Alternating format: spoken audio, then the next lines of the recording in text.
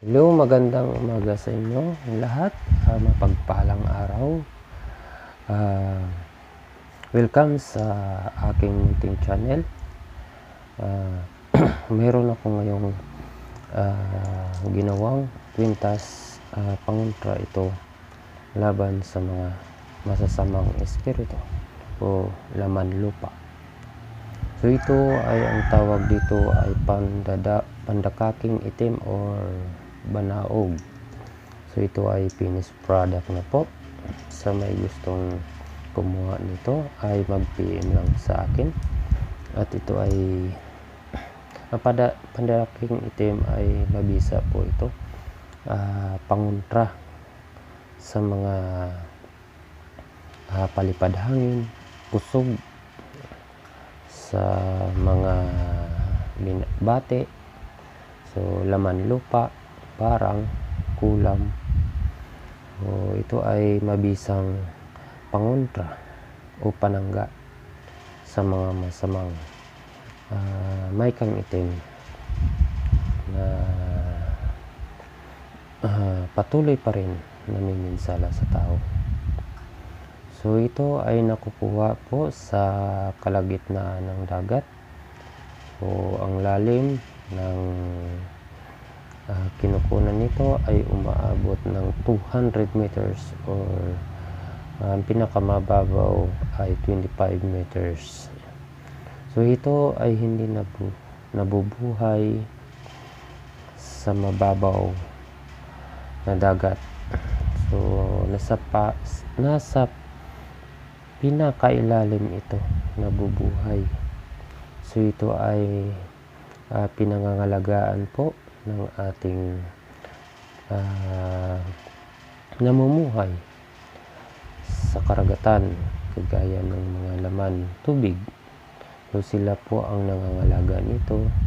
Kapag po kayo ay nangsisisid o nangunguha nito sa ilalim ng dagat, ay maaari po kayong hindi na makabalik kung kayo po ay walang pahintulot o hindi kayo pahintulutan na kumuha nito, dahil ito ay tanim nila sa kailaliman ng dagat.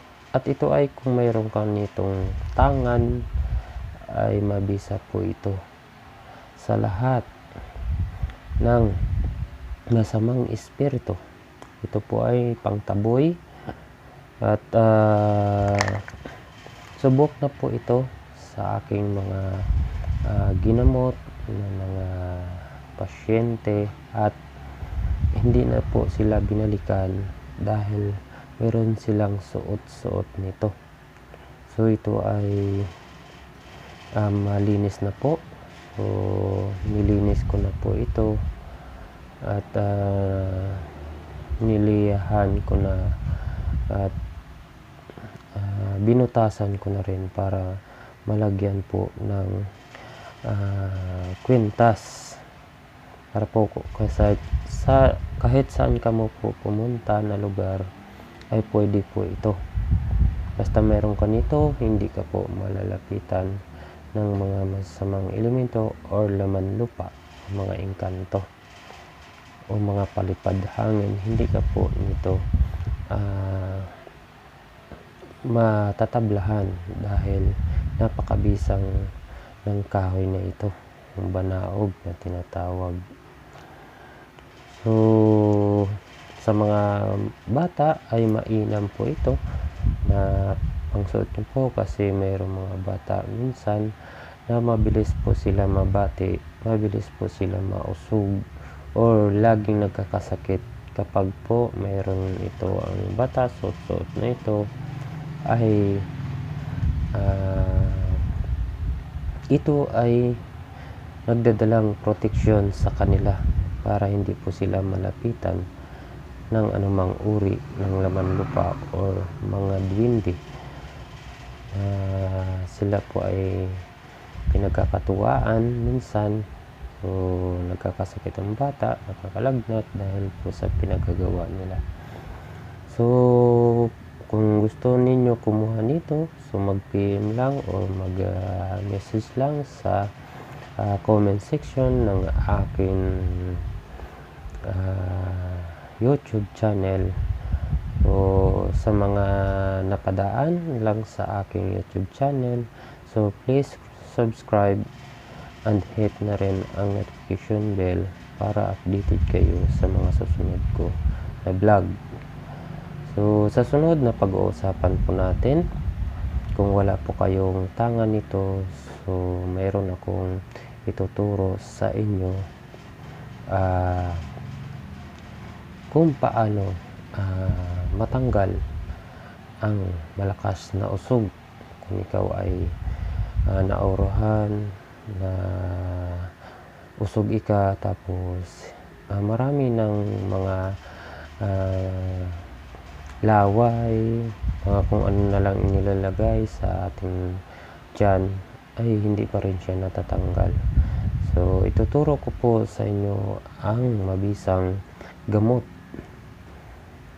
sa usog, mga malalakas na usog po, mga taglay po ng mga tao.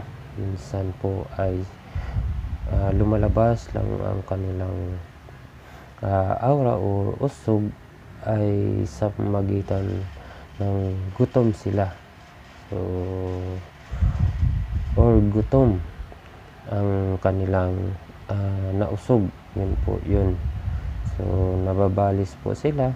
So turuan ko pa po, at ito ay kung meron kayong nakitang inusog na hindi matanggal-tanggal, kasi ang usog ay nakakamatay po yan pag hindi naagapan. So sa sunod ko na video, abangan po ninyo ito. So, salamat, and huwag kalimutan mag-subscribe sa akin munting channel, at kung bago lang po kayo napadpad sa akin channel, ay paki-support na lang po ang aking channel. Salamat po sa inyo. God bless po.